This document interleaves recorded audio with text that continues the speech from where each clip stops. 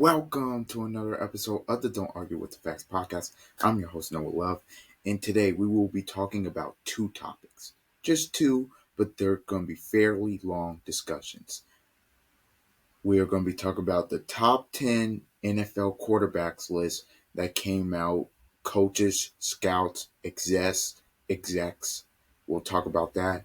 And then the other thing we will talk about is college football. My predictions and who I think will make the CFP, who I think will be my sleeper teams this upcoming season. College football starts next month, 1 month away.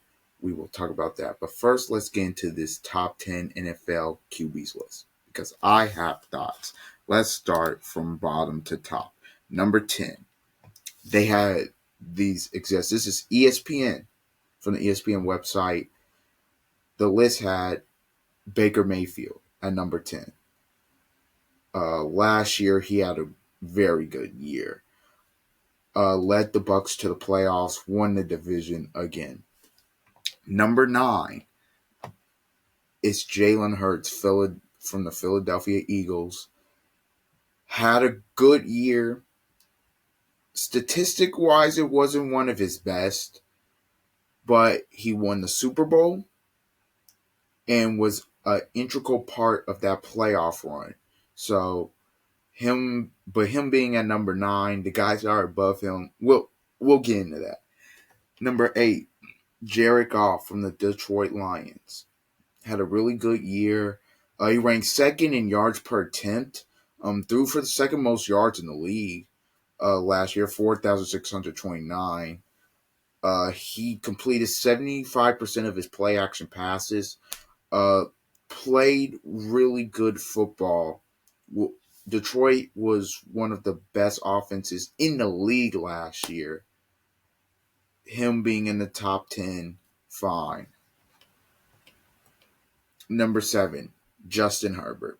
Justin Herbert, last year, he led them to 11-6 year.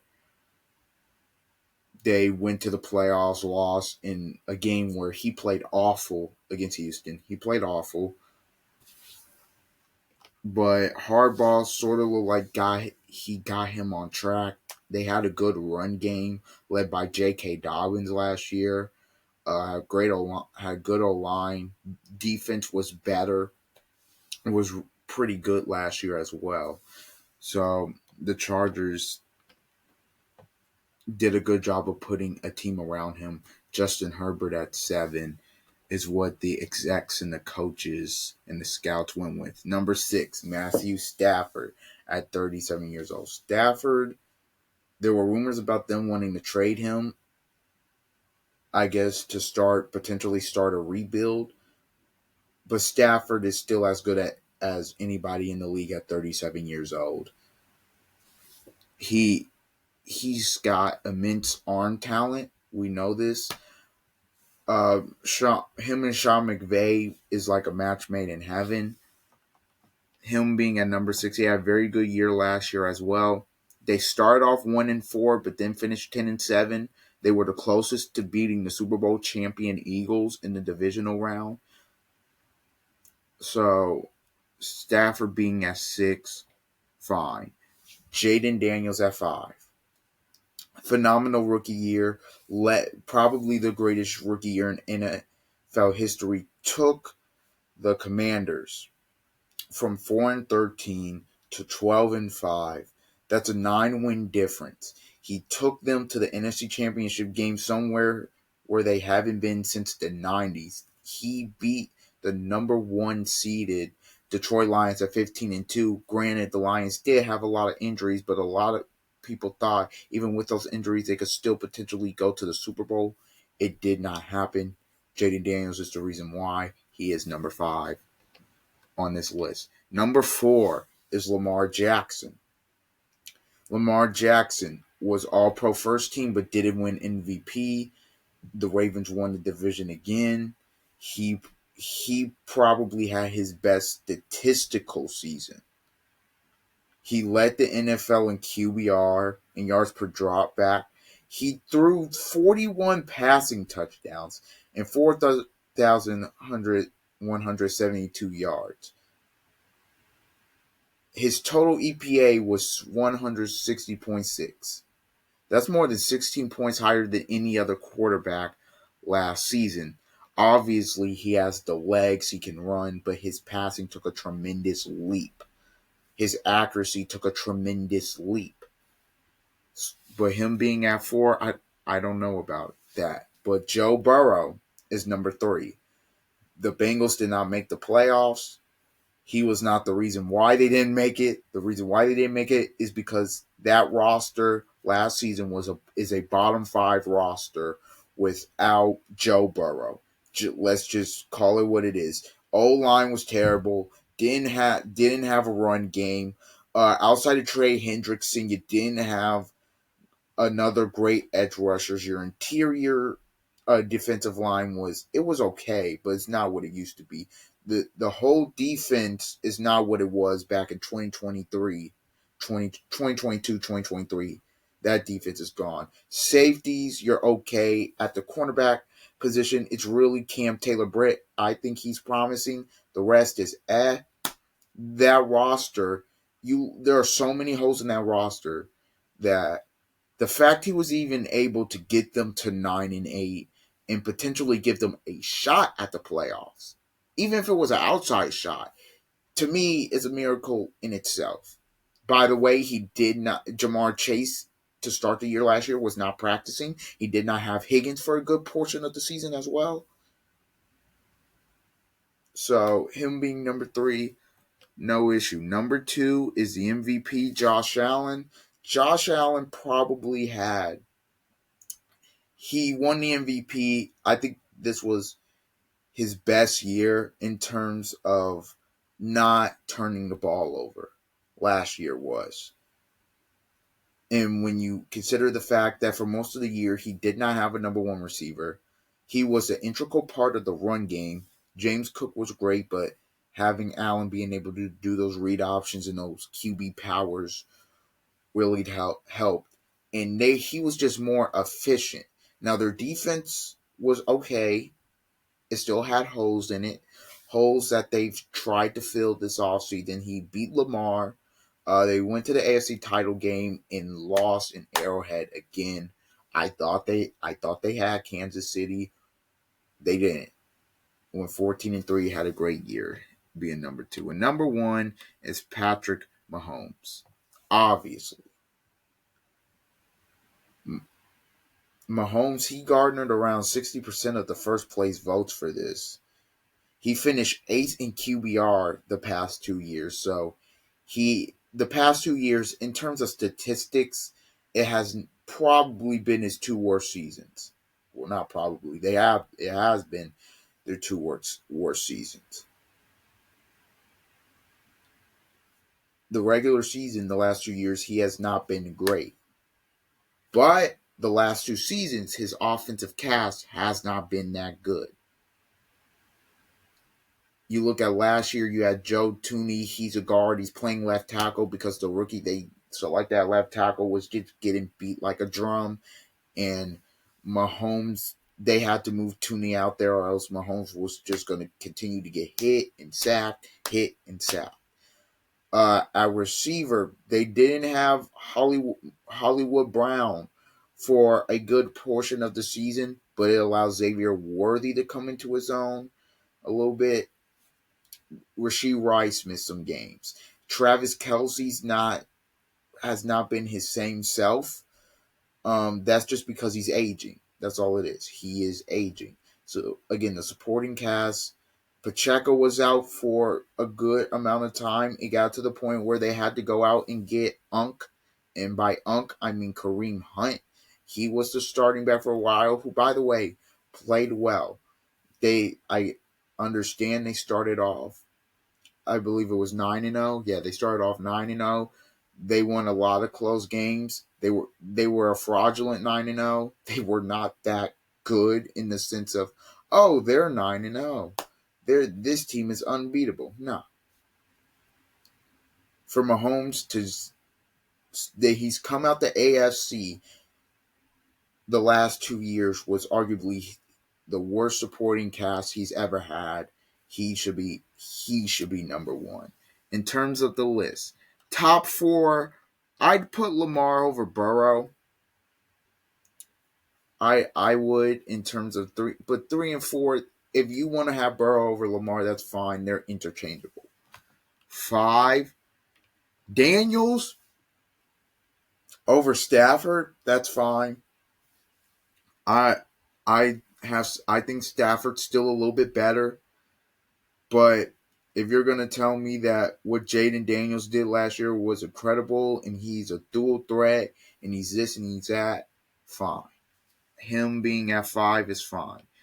This is where we get to the problems with the list. There is no way Jalen Hurts is the 9th best quarterback in the NFL. I just don't believe it. I just can't believe the disrespect. There's no way you are going to sit up here and tell me that that Jared Goff and Herbert are better than Jalen Hurts. Sorry, I'm not having it. In the big moments, Jalen Hurts has consistently throughout his career outplayed Jared Goff and Justin Herbert. This Justin Herbert, look, his talent's great. His talent's great. But you're not going to sit up here and tell me we've seen him play in 2 massive games. And he was a part of the 27-0 choking against Jacksonville. And then last year against Houston, it was a straight up disaster class. Yes, disaster class. He turned the ball over 3 times. Actually, no, four times. And he put his team in, not his team, but his defense in bad positions. Herbert's not better than Jalen Hurts at this moment in time. Jared Goff is not better than Jalen Hurts at this moment in time.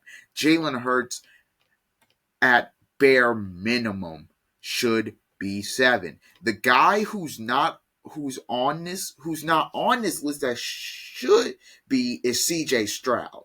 How, and that should add fuel to his fire for this year, but will somebody in the whoever, the coaches, execs, and scouts, how is CJ Stroud not a top 10 quarterback? I like the Baker Mayfield respect, but Baker's not better than CJ Stroud. I'm sorry. He's just not. I get it. Stroud struggled a little bit last year, but that was mainly because of the offensive line. The offensive line was garbage. Stephon Diggs got hurt. Nico Collins was hurt for a portion. Then Tank Dell was hurt for a portion of the year. The only consistent guy that he had on that offense all year was Joe Mixon. That was it. His second best receiver for a majority of the year was Hutchinson. Not even John Mechie, because John Mechie missed some time too. For him to be as good as he was mainly late in the season, and for him to still find a way to win the AFC South and then go to the playoffs and beat a Chargers team that a lot of people did not give them a chance to beat, and to almost beat Mahomes if it wasn't for some bad calls, I just don't see how he's not top 10. They also left Jordan Love out. Fine. Jordan Love, he had a really rough year in terms of the turnovers and everything. Fine. But you're not going... CJ Stroud last year, his stats were not that bad. He was 20-12. Okay, it's not great. He was 63% completion percentage. He was 3,000 yards, 87 QB rating. It wasn't great. He had a a subpar year for his standards, but I'm not going to sit here and tell you that he is not a top 10 quarterback. I'm not going to sit here and tell you that. To me, if you're talking about a game for your life, a game, or not even game for your life, a game, you need one game to win in the playoffs. Who are you taking? CJ Stroud or Baker Mayfield? You're taking CJ Stroud. You're taking CJ Stroud or Jared Goff. One game in the playoffs. Who are you taking? You're taking CJ Stroud. We've already seen Herbert, Stroud versus Herbert, Stroud beat Herbert. So the fact that CJ Stroud is not on this list is blasphemy.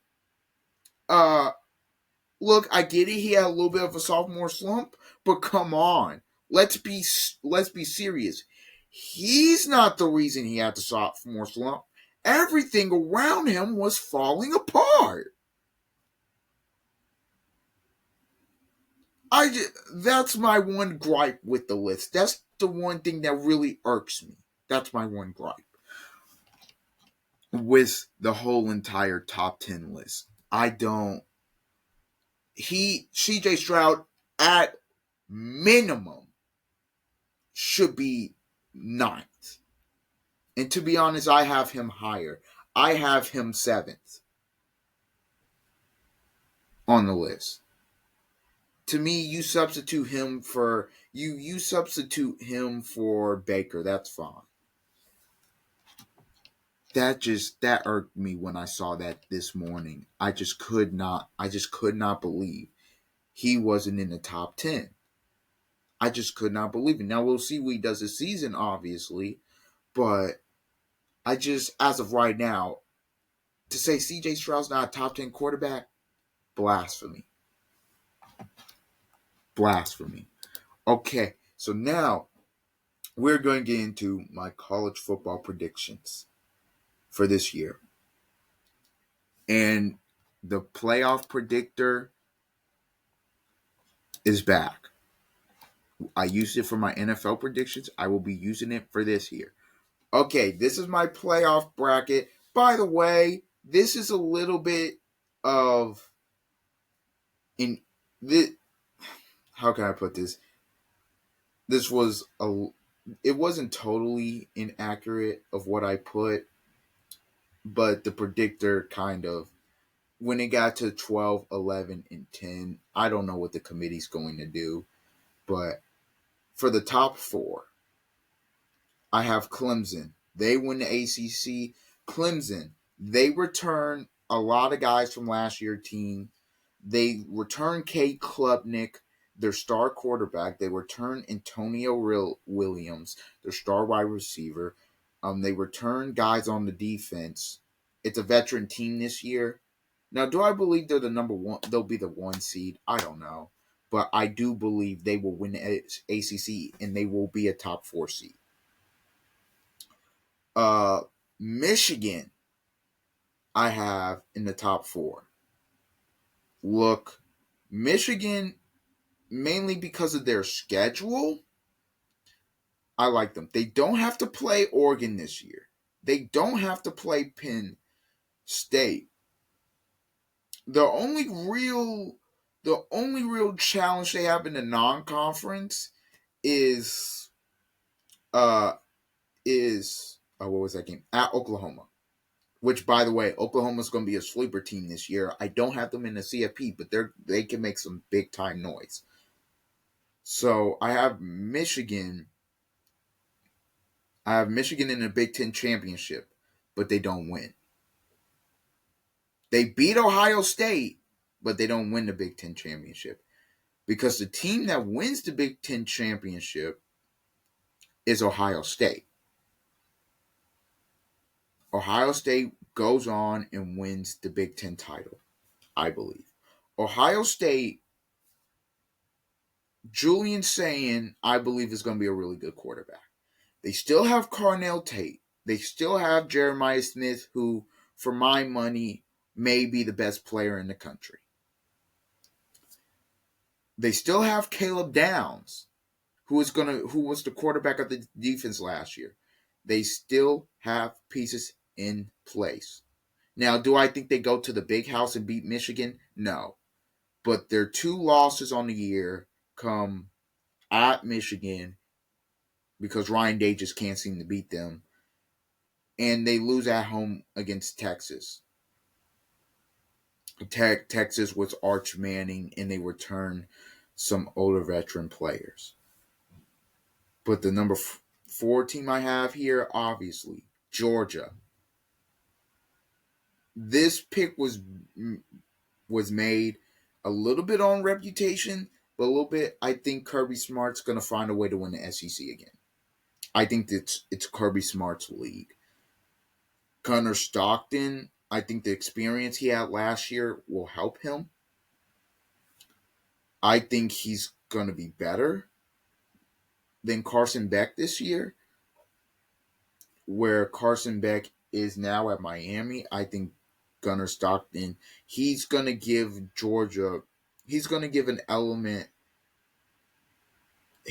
How can I put this? He's going to give Georgia a QB run that in their offense that they haven't really seen. If that makes any sense, that they haven't really seen. They can run QB powers. They can run just regular QB draws. If you look at all of the quarterbacks they have had, at least in Kirby Smart's tenure, Jake Fromm, not a running quarterback. They had Stanton Bennett. He could move, but he's not a running quarterback. Carson Beck could move, not a running quarterback. The Gunnar Stockton, he's a running quarterback and he can throw. He's good. He's good in his accuracy. Now his deep ball, it'll need a little bit of work. But I think Georgia, their ceiling as an offense is higher with Stockton at QB than it would have been Carson Beck, who transferred to Miami. And also, I think their wide receivers aren't going to have the most drops in the country, and then their defense will still be stout. So those are the top. I'm going to predict those are the top 4. Then here we go down into the automatic bids, or not the automatic bids, but those are the top 4 seed wise.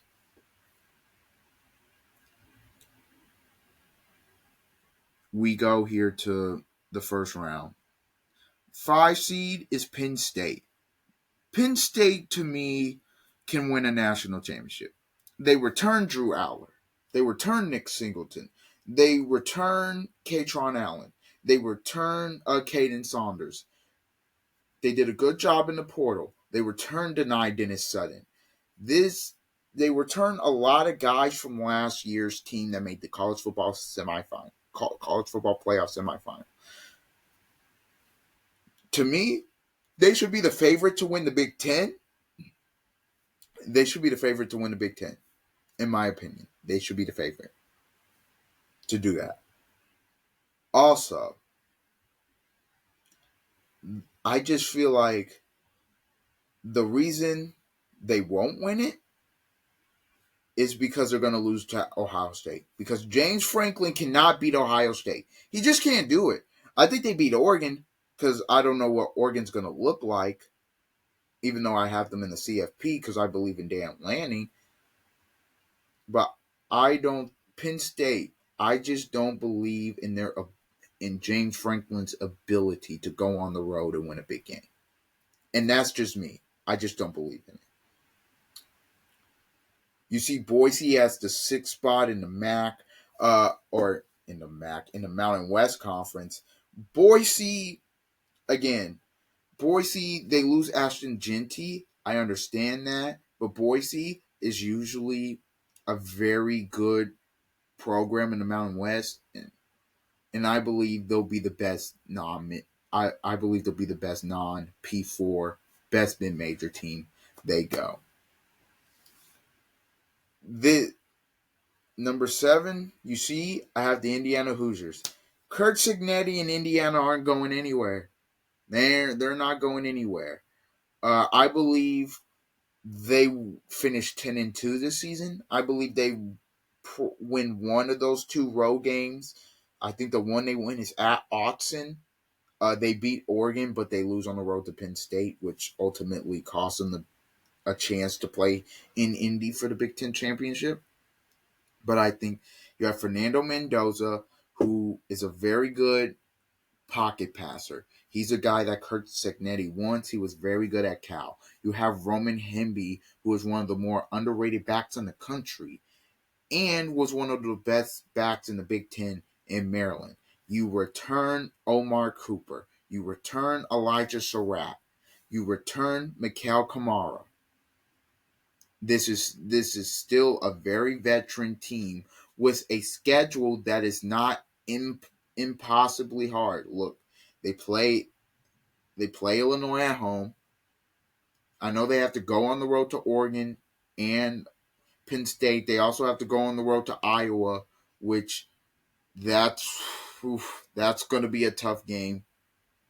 But the rest of their schedule is not insanely hard. They also have those 3 freebies to start the non-conference that they get so they can tune up and get ready for Big Ten play. So I believe Indiana goes to the CFP this year. At 8, you see it's Oregon. It's just a belief in Dan Lanning. They're going to be a little bit worse because when you lose Dylan Gabriel and you lose Evan Stewart and you lose Tez Johnson, 3 major parts of your offense, that's big. But I just believe in Dan Lanning's ability to recruit.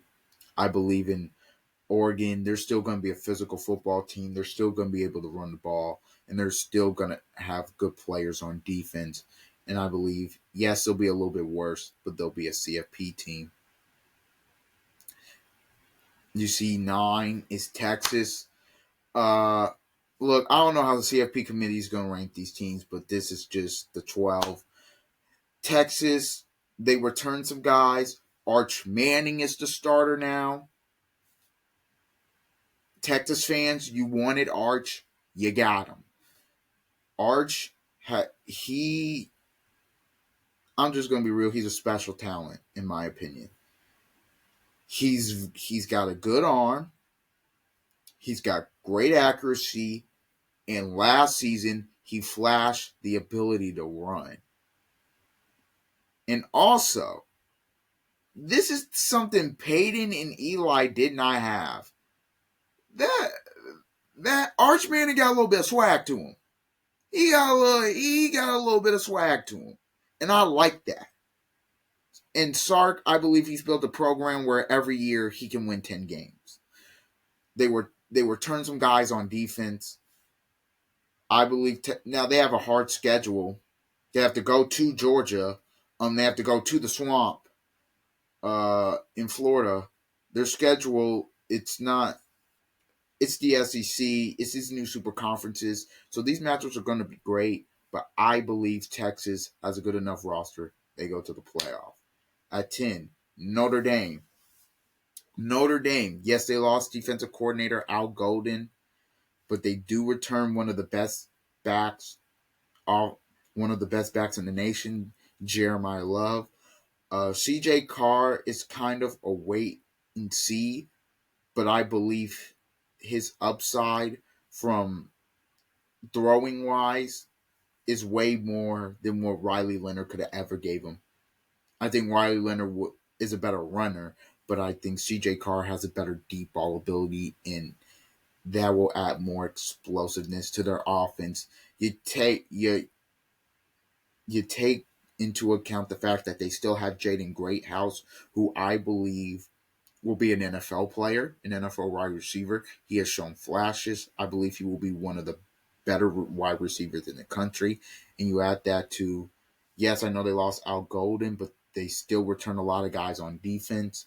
Marcus Freeman is a heck of a head coach. I think Notre Dame goes to the playoff. Also, at 11, you see South Carolina. South Carolina, Interesting one. South Carolina, to me, either South Carolina or Florida gets that last spot to the SEC. Yes, Alabama misses the playoff again, which will drive Alabama fans absolutely nuts. I just think they go 9-3 again. I think their schedule's too hard. They have some tough road games.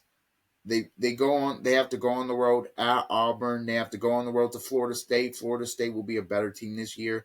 They obviously have to play Tennessee. They have to go on the road to Athens. I don't love their schedule. They also have to play Wisconsin at home. Their schedule is really hard, and I think they're 9-3 again. I really do. And now if they do go 9-3 again, actually, Kalen DeBoer's head maybe on a stick because Alabama fans they don't play down there in the South about their football. But back to what I was saying about South Carolina, kind of got off track there. To me, it's between South Carolina and Florida. South Carolina was the hottest team last year. They started off 3-3. They had lost some close games. Then they routed off six in a row. Lost to Illinois in the bowl. I believe in Lenore Sellers.